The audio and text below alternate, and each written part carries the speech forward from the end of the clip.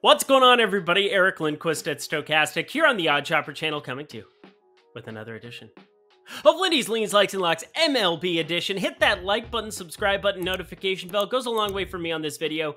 Goes a long way for you. That way you can become apprised whenever great betting content is going live here at our little neck of the YouTube woods. Tampa Bay, absolute smash. Even Jeffrey Springs getting hurt. Can't slow down this Tampa Bay Rays train. It is unstoppable. Choo, choo. We'll talk about that coming up a little bit. 13-0. Nice to get the sweep early in the morning. 3-0. Ended up getting the Baltimore over as well. Baltimore, Oakland. Now Oakland travels back across the country. We'll talk about that as well. We have a lot to talk about. Every single team in baseball playing again on Friday. I have NBA leans, likes, and locks if you guys want to check that out as well. For the two play-in games going Friday, tons of sports, tons of opportunity to make some money at a place like maybe Bet365. You bet $1, get $200 in bet credits. It's only available at 4 states right now, that being New Jersey, Ohio, Virginia, and Colorado. I feel like I always have to use my hands and count because otherwise I forget. Yeah, counting to 4. The other 46 states of us, we're screwed, but the other 4, congratulations to you. You deposit $10 at the link below, bet $1, get $200 in bet credits over at Bet365 instantly. Doesn't even need to be a wager that wins. So it's if you're 21 and over, and if you have a gambling problem, please call 1-800-GAMBLER. We're going to try to get this one a little bit quicker in like 30 minutes. I wrote out a lot of things, a lot of notes, a lot of things to get to on this slate. You're going to learn a theme. It's coming very shortly. I don't like pitching on this slate, but we continue on, my friends. Friday, going to be a wild one. Let's get to the MLB picks. We begin our journey, making it sound like Frodo, with 2 southpaws in Lone Depot Park. God, I hate that name change. Just call it Marlins Park. It's Marlins Park. Whatever, it's Madison Bumgarner taking the mound for the Diamondbacks against Trevor Rogers and the Marlins. Speaking of change, Madison Bumgarner hasn't done a whole lot of that the last few years. He's still completely terrible. Has been since putting on a Diamondbacks uniform. Wild to think he was known as the best postseason pitcher of all time once upon a time there with the Giants. Helps to be pitching in that park, that's for sure. But 4 straight seasons of just nothing left in the tank. Expected ERAs to the moon, north of 5.50 in 2 of his past 3 seasons. And off to an absurd 9.19 expected ERA start in 2 starts. Now, if you had to handpick a spot to get back on track, this would probably be it. The poor lineup for Miami that we all think of, the fantastic pitchers park, and yet I can't do it. In fact, as bad as we all assume Miami's lineup to be, they've actually got a 109 WRC plus and 282 batting average against left-handed pitching this season. That's like actually good. But the starter on the other side, Trevor Rogers, was a bit by the regression bug himself in 2022 and is off to a rough start in 2023. Back-to-back starts against the Mets. That's not an ideal way to ring in the new baseball year. And for full transparency, Bumgarner has faced the Dodgers in back-to-back outings too, so in the interest of not extrapolating data to, hinder one guy and benefit the other, wanted to give you that tidbit as well. But the key to me on why the over of 9 at even money over at FanDuel Sportsbook is actually a good play is this situation right here. The Diamondbacks have a 294 batting average and 112 WRC plus against lefties so far this year. That makes the Marlins and the Diamondbacks, 2 offenses you didn't necessarily depend on last year, top 11 teams in baseball through the first couple weeks against southpaws. So Rogers seems like a nice kid, so I kind of feel bad to say this, but Bum is definitely not a good dude, so I feel less bad about going this direction. But give me the over of 9 for a small play. An important note, I think it is very likely some book somewhere throws up an 8.5. So if it's inside of minus 115 at 8.5, fire that one to the moon and thank me later. But as it stands right now, only 2 books with numbers out. FanDuel, DraftKings, both of them at 9. Better number over at FanDuel, over 9, thumbs up. I am in the middle of tilting this umpire over here in Cincinnati. Ended up on the under there, ended up on Ladola K's. He's going into the 5th inning, right now 6 of them. And come on, when are the robot umps going to get here? This is just whatever. It's going to be a close sweat. It's going to be a close sweat. If you can get those Ks in the 5th inning, that would be very nice, over 7.5. But I'm back to Friday we go. Same matchup, Phillies, Reds. Taijuan Walker on the mound for Philly, Connor Overton on the mound for Cincy. And I said it a little bit at the intro, but a sense of a theme right here. Friday's pitching slate is pretty terrible. every pitcher's terrible. A lot of the pitchers are terrible. There's only about 2, maybe 3 I actually feel comfortable in backing. We'll call it 2.5. But neither of these guys are one of those dudes, or even the half. Walker's stuff has improved at least from last year. Not that he knows where it's going with 8 walks in 9 innings so far. And although I sort of expected Cincy to be above average, or at least average against right-handed pitching this season, they're only at a 95 WRC plus against that handedness. Of course, the WRC plus adjusts for a ballpark, so that's why it's an advanced metric to take into effect. So offensively, them and whoever they're playing, whomever, there you are, proper English, whomever they're playing will always get a boost at home.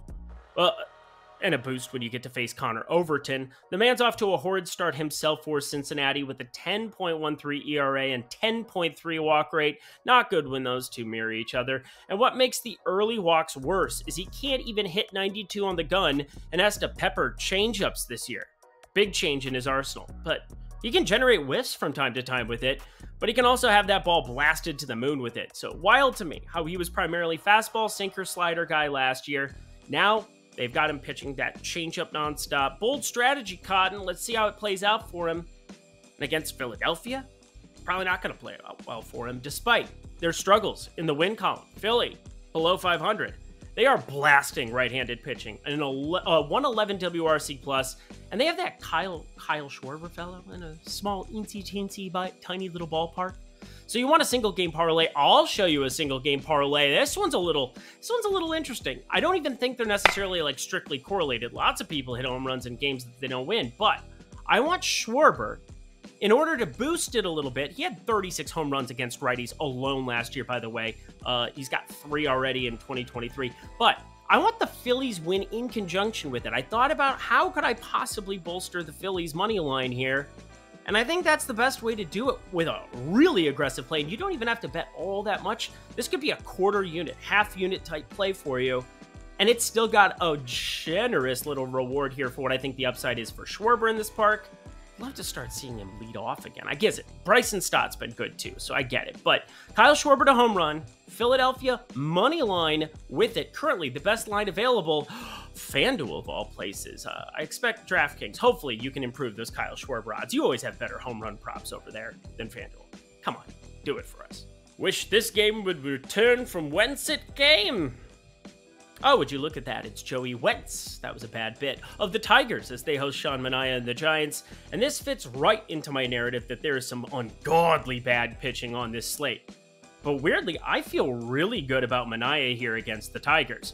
For one, it's the Tigers.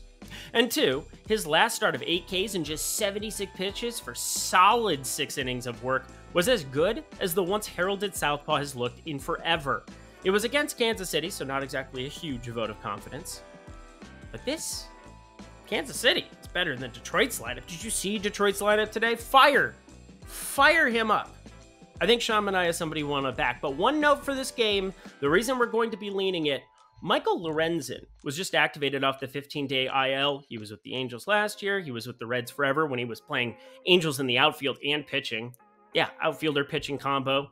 Probably the second best pitching hitter in baseball. I bet you can figure out the first. But anyway, we've got Wentz and we've got Lorenzen. One of the two is going to be on the mound, but both of them are completely different. You have a lefty against the Giants with Wentz.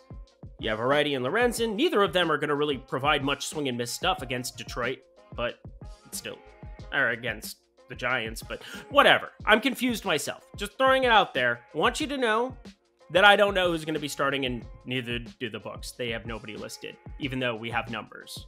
They have Wentz as the attached starter right now, but I think it's going to be Lorenzen. So, you want to know what I end up doing with this game? Hit me up at Eric Lindquist. Yes, EricLindquist. I can spell my name.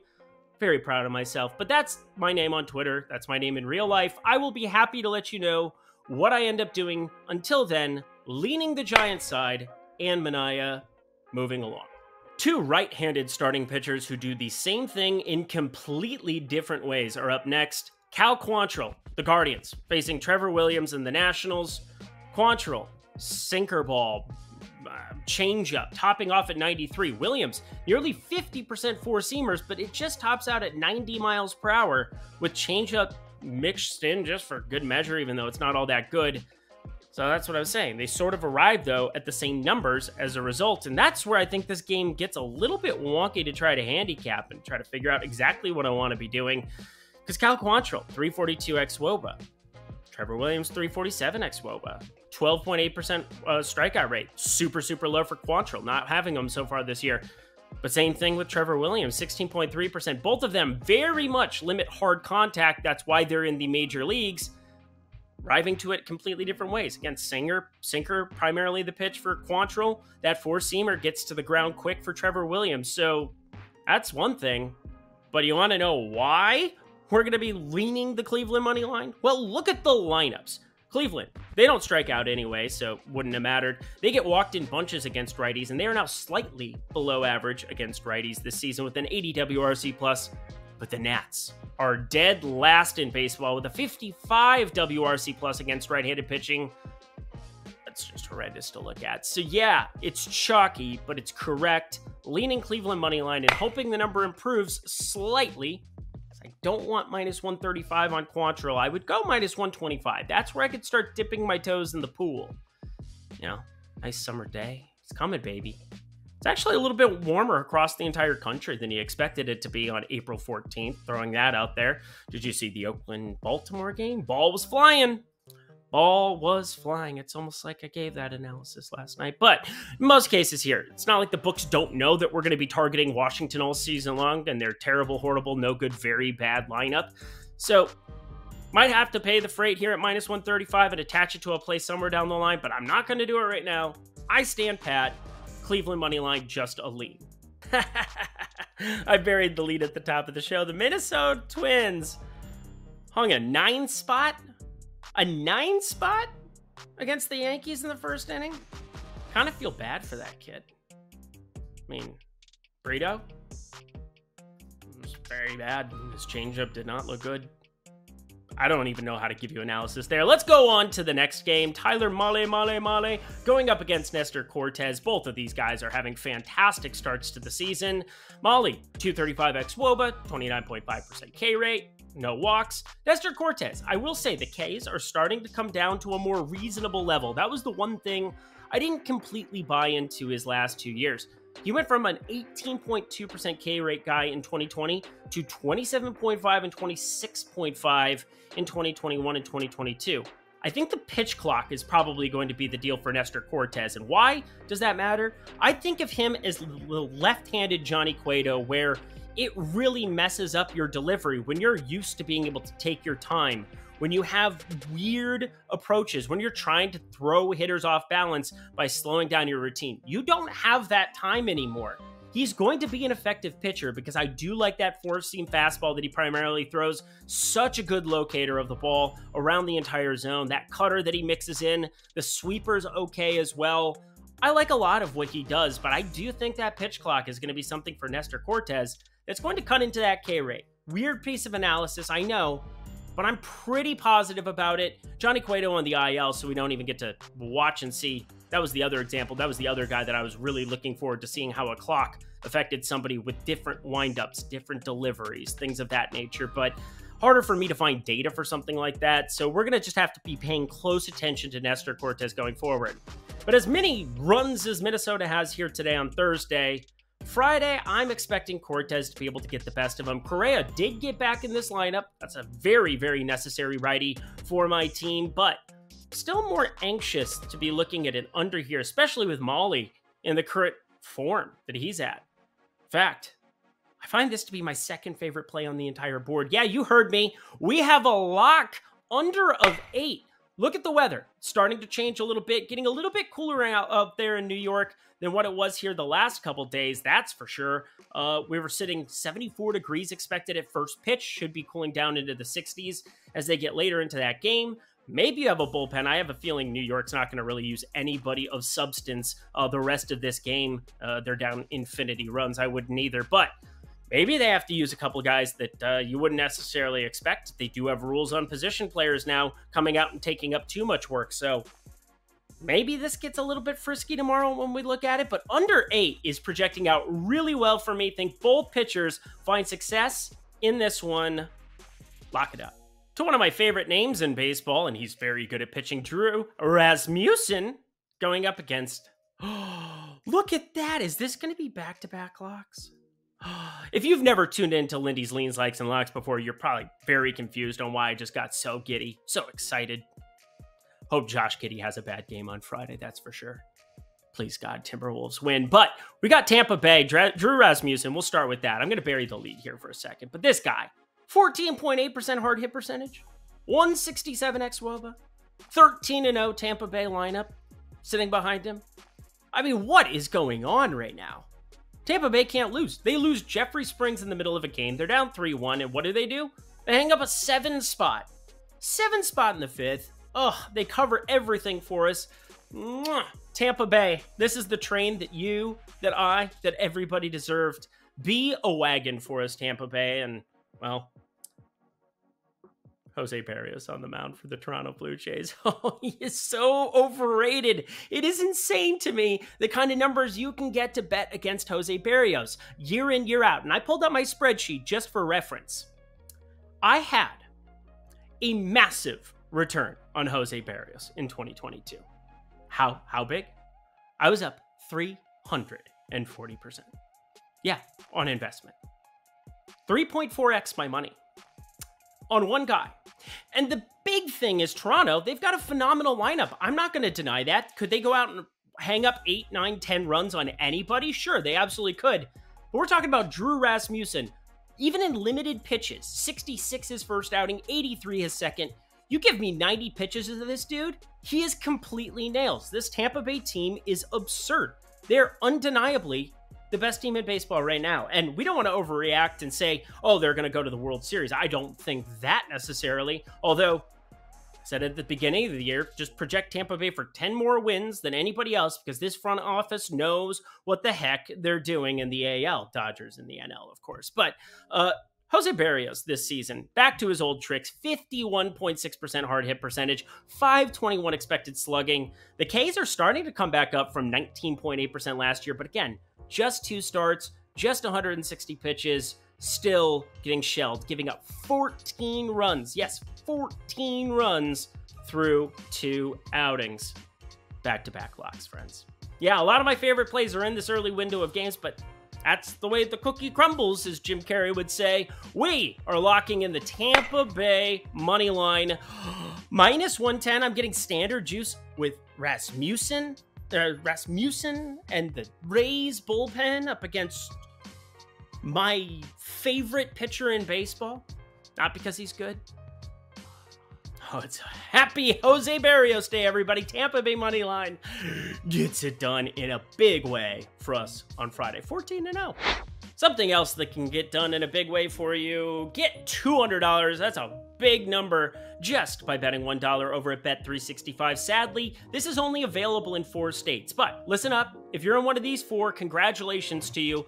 Colorado, New Jersey, Ohio, Virginia. Kind of was doing freakily. Shaniqua. It was good stuff. But Bet365, that is where you want to be playing, getting exposure to different books, shopping for the best odds. That's why it's called Odd Shopper. You sign up, deposit $10 at the link below. It's sitting right there. It takes you all of about a minute and a half to do.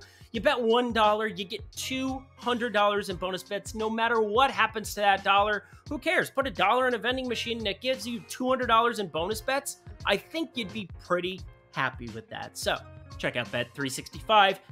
Phenomenal book coming from the international side. We're going to have it soon available to you in, I believe it's Iowa's coming very shortly. So that's good stuff. Shout out Iowa. Be on the lookout there. Pennsylvania might be on the horizon as well. So Bet365 only available to you in Colorado, New Jersey, Ohio, and Virginia right now. But if you have a gambling problem, please call 1-800-GAMBLER, and it's only available if you're 21 and over. All right, lots more baseball to get to. Let's get to it. I'm going to start picking up the pace a little bit here. We've got the Los Angeles Angels going east. They're going to be facing Tanner Houck of the Boston Red Sox. They've got Patrick Sandoval, my dude, on the mound here. Weird to see no strikeouts in his first couple outings, considering he only struck out dudes in the World Baseball Classic. Looked fantastic. He has a 1.64 ERA, 5.04 expected ERA. The changeup's been good. just not generating swings and misses. I don't really know what to make of it, but I know that Adam Duvall, who was off to that insanely good start there, he's on the IL. So that's a huge righty that Boston's missing. They're going to be forced to put Ref Snyder back out there, who, if you've watched Ref Snyder play baseball, I almost said football, probably played football, a lot of these guys did, but Ref Snyder is not the biggest dude. I know he had a home run there on Thursday. I don't expect for stuff like that to continue. That's for sure.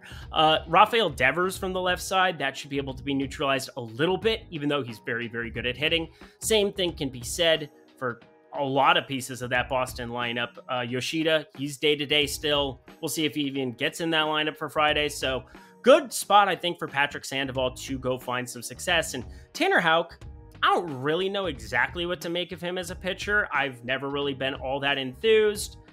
He's okay, is probably the right way of saying it, but I think this Angels lineup is just going to continue to hit lefties really, really well, where they've got one of the best WRC pluses in baseball. But against right-handed pitching so far this season, 342 plate attempts, a 90 WRC plus. So nothing all that impressive when you talk about the average being 100. Very, very below standard. So I think the under is where I'd be leaning in this one, but I don't want to have exposure to like 15 games on this slate. That would be a little bit absurd. I'm talking you through my favorite spots. I think if I did anything here, I could talk myself into backing Patrick Sandoval, but I'm not going to be. So we're just going to lean the under of the combination of it. As I said, weather's starting to change a little bit in the Northeast, not 85 degrees evening spots. All of these games are in the evening, by the way. None of the morning, afternoon stuff we get on Wednesday, Thursday to really assess. So just throwing it out there. Think the under's okay, but better spots on the board. We're heading to Tyler Wells and the Baltimore Orioles. This lineup is just absurd right now. Going up against Mike Clevenger and the White Sox. And I just want to shout out Ryan Mountcastle because, you know, that game was going on, I think, when recording yesterday or 2 days ago. I mean, my God, just absolutely slamming baseballs, a 55.6% hard hit percentage. Somebody who actually has a higher hard hit percentage so far, Anthony Santander. It's just not showing up as anything right now. He's going to start hitting moon balls very, very shortly. Just a 340 expected slugging with that kind of a hard hit. Not something I expect to continue. Ryan O'Hearn making a decent addition to the lineup going up against righties, so I expect him to possibly be in there either as a DH or playing first in this spot. You've got a number of lefties. Again, Santander, switch hitter. You've got Cedric Mullins, of course, even though he hasn't been hitting the ball as hard of late, 36.8% hard hit percentage. I wanted to talk, I start to have the data to be able to talk through some of the lineups and what I'm seeing in terms of hard contact, because hard contact is the best way to know whether a pitcher is, or whether a hitter is due, or whether they are getting unlucky, or so on and so forth. So just throwing it out there. Oh, and pitchers. Mike Clevenger is not good. 426 xWOBA, 323 expected batting average, normal platoon stuff where lefties are getting to him. Yeah, Baltimore in a really, really good spot. But Tyler Wells on the other side, I've never liked him. I know he hasn't walked anybody this year, and a 283 xWOBA, but just another soft tossing righty that I'm not all that enthusiastic about. Tops off at 93 with the fastball. Strikeout rate 18% in 2022. I mean, what? You gotta play some White Sox too. I mean, I'm just gonna take an over. 8.5, small like. I think this is a decent enough spot. Decent enough. I mean, the ballpark's not perfect. It's fine. Everything just looks okay here. It's a half unit play. I'm not going crazy here. Half unit, over 8.5 runs. Think it's a decent addition to the card. Two pitchers that are not enjoying the beginning of 2023. We have Charlie Morton and the Braves taking on Brady Singer of the Royals. And Brady Singer did have some moments last year, had flashes. Those flashes are kind of gone at the moment. 15.9% K rate, down from 24.2. Again, just 2 starts. I'm not going to overreact, but these barrels, man. 4 barrels now already through 34 batted balls last year, 35 through 425. That's a 4% difference in terms of barrel percentage, 11.8 in 2023, 8.2 in 2022. Not great, Bob. Not great. 8.34 expected ERA. This sinker is just not sinking. The schnozberries taste like schnozberries. And on the other side, Brady Singer as well. He's never really been that good, but we're starting to figure out other things. I just broke down Brady Singer. I don't even know what I'm doing. Charlie Morton's who I wanted to talk about. I talked about Brady Singer just a second ago. I don't need to go back. No re-recording on this one. We keep going forward. 336 expected batting average for Charlie Morton. Could you tell I was stalling, making sure my spreadsheet got up? 500 expected slugging, 13.5% K rate. That's way down for Charlie Morton. But it shouldn't be that surprising. I know that we have guys like Scherzer, DeGrom. They drink from the fountain of youth. This is a 39-year-old strikeout-reliant pitcher. He had a 28.2% K rate last year, a 28.6% K rate the year before that. Maybe it's just him ramping up, but this 13.5% K rate with no swings and misses on the curveball, which he's throwing the most of anything in his arsenal right now, I don't know what to think about it.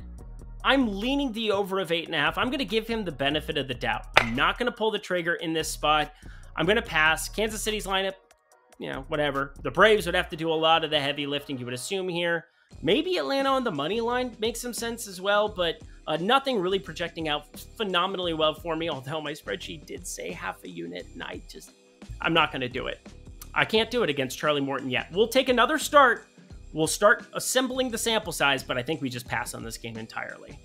I said there were about 2.5 pitchers that I had faith in, and 1.5 pitchers in this game are those pitchers. So there you go. We've got a strange spot. Martin Perez being the pitcher I actually have faith in. Yes, he takes up one of those 2.5 on today's slate, and the guy who gets the half, Luis Garcia. Off to a slow start. I'm going to give him the benefit of the doubt too. 2 starts does not a pitcher make unless they happen in the World Series, and then you're framed as a choke artist for the rest of your life, which is just stupid. But that's a conversation for a different day. Let's talk about Martin Perez. He's kind of found new life in Texas. I guess he started it in Minnesota with my Twins, but this southpaw has really made a name out of reducing hard contact. In 2019, sub 30%. In 2020, sub 30%. And then this year, sub 30% again. He did have a couple of spiked years, 2021, 42.2, 2022, 34.9, which is still pretty darn good. Feel all right about Martin Perez of late. 2.89 ERA last year and a massive sample size for the now 32-year-old. 2.53 ERA through 2 starts here. Gonna go long enough in this game. And yes, Houston, they've got a lineup, but it's still missing Jose Altuve. They're still waiting for him to get back. You've got Michael Brantley still not back with that Astros team, even though I think the way that Chas McCormick's playing, you're probably keeping him in the lineup against left-handed pitching no matter what. But on the Houston side, I think it's strange to see Luis Garcia struggling as much as what he has, specifically in just generating swings and misses. And I started digging into his pitch mix, and I don't have anything for you. I think against lefties, it's going to be it's kind of the nature of the beast where you have a small sample size and you're trying to make strong assumptions. You had a Chicago White Sox matchup. Not really a ton of lefties there, but just they were decent enough there. Struggled in that first inning, ended up unscathed. Same thing against Minnesota. Struggled in the first couple innings, came through the rest of the game, but just not generating the swings and misses. I think it's a small sample size issue. You have Corey Seager, who might be out for a long time now from the left side for these Texas Rangers. Sounds like a hamstring injury. This guy's always hurt. I feel bad for him. But we got to talk baseball and got to talk bets. And I think the lean is just Texas plus 1.5. If there's something wrong with Garcia, you're getting value there, minus 152. More of a parlay piece because, again, Martin Perez, I have faith in. I just don't know how to bet it when the number's efficient. I think all the numbers are efficient. If we can get this thing, if we can get some people to steam Houston up, that would be very kind. Accepting applications, please, somebody do that. But got my eye on Texas. I want to be backing Perez. Garcia, don't know what's going on, but again, just a wait-and-see approach here. One of the quicker games to be discussing on this slate, Johan Oviedo taking on Jake Woodford. Pittsburgh going into St. Louis, and Pittsburgh, they've got some lefties up and down their lineup, and I'm not going to bury the lead. We're going to go to a home run prop in this one, and it's not from the St. Louis side, although I have Nolan Gorman on the card. It seems like every single day, and that seems like it's a good idea. Like, you should just be watching Nolan Gorman hitting baseballs. And Johan Oviedo, a revenge spot. Does he have revenge in his heart against his former team? He was just a bullpen guy with them. Now he's Pittsburgh's starting. He's a starting pitcher here. The Ks have gone way down like you would expect. That's generally what happens when you go from a bullpen role to a starting role. But the hard hit is still up there, 45.9% hard hit percentage. So I just want to throw it out there. Just keep playing Nolan Gorman. We're talking minus 140 on 0.5 total bases. It's just a joke. Goes into Coors, hits just bombs. It's beautiful. But I'm actually looking at one of the longer shot plays that you're probably going to find on the board. And there's not even a number for it yet. But Jack Suwinski, of all the dudes that I thought would pop up in my home run model, I did not expect Jack Suwinski to be at the top of it. This dude is viciously hitting baseballs in the early going of this season. And from the left side of the plate, again,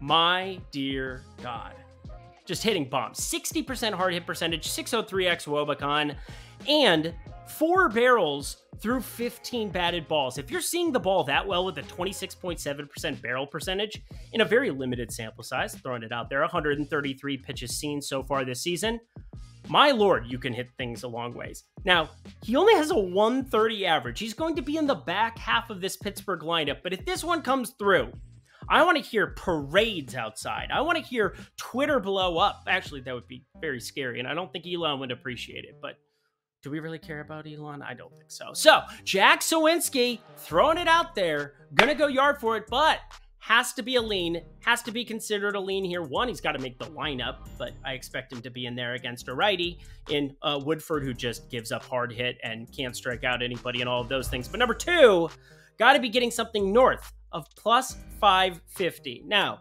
I expect the number to be way higher than that, but that's the threshold where anything short of that is not going to be a bet in this ballpark. We have 4 games to go. Hit that like button, hit that subscribe button as well. If you're stopping in here at Odd Chopper for the first time, welcome. I'm Eric. Pleasure to meet you. This would be a weird time to introduce myself.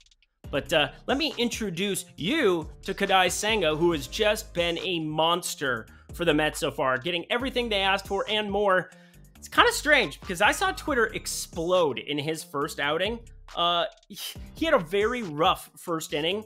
He's only just responded. This ghost fork that he throws doesn't even make sense. I try to model it and figure out exactly what's going on. You go into StatCast and you look at it. They call it a breaking ball. It's just a certified breaking ball. But my God, ghost fork. I love the motto. I love the symbol. I love everything about it. This guy is going to be very, very good. We're already seeing him sub-2 ERA, 2-0 on the season, 88 and 90 pitches, so no issues in terms of length. The one thing that might catch him from time to time, similar to like a Shohei Ohtani, the walks are there. We're seeing 3 in back-to-back outings, but both of those against Miami. However, Miami has a better lineup than Oakland. Just throwing it out there. Oakland, they got the huge bump because of 87-degree weather in Baltimore. I'm reading nothing into it whatsoever as they go back into their cavern of a ballpark. And in this spot, nothing that you really want to be looking at with James Caprillion. Come and go. Come and go.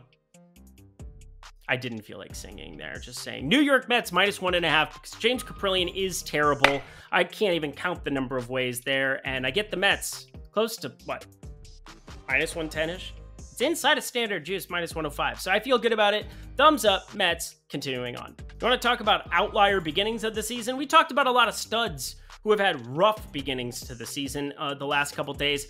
Let's talk about a dude who came from obscurity into dominance last time out. Michael Wacha of the San Diego Padres, just went nuts against Atlanta. 10 Ks, 2 hits allowed in 6 innings.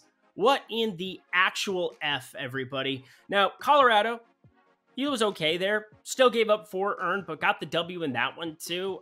Just a strange pitch profile to be looking at for Wacha. He's done this stuff from time to time back when he was with St. Louis. It's just a strange pitch mix that I don't quite understand how he generates the swings and misses. But hey, it's going well for now. Just garbage changeup with the 4-seamer and everything else. Still getting barreled up. Just throwing it out there. Still limiting hard contact. That's what's really, really important to him here. But we're seeing a different number of players here from the Milwaukee side that could be there. It sounds like it could be Freddie Peralta. That's why you're seeing an A on the side of your screen. If it ends up being him, he is all fastball all the time. Be paying attention to it. At least we don't have to deal with that junk fellow anymore. Just send him back to the hole from which he crawled out of. That would be great. Actually, he seems like a nice kid, and I thought the K's would be there. But get me 3.5 strikeouts, whatever. Enough lamenting. We'll break this one down again at another time. Hit me up on Twitter at Eric Lindquist. I'll let you know if this ends up making the card. But San Diego money line, just going to be a lean. Need a lot more information for this one, and I don't trust Waka. The man of steel, Justin Steele, taking them out here for the Chicago Cubs, coming into Dodger Stadium. Bet there's going to be some Cubs fans there, just throwing that one out there. A little vacation spot, a lot of transplants coming from Chicago to LA. Just is what it is. I would know. It is what it is. I'm not from Chicago, just throwing it out there. But we're talking Dodgers. They're going to be hosting the Cubbies here. And yeah, Noah Syndergaard. Dodgers, they find ways to make guys their best versions of themselves. Well, he faced Arizona back-to-back games, and Arizona figured out that you should be running on Syndergaard every single day, ending in Y.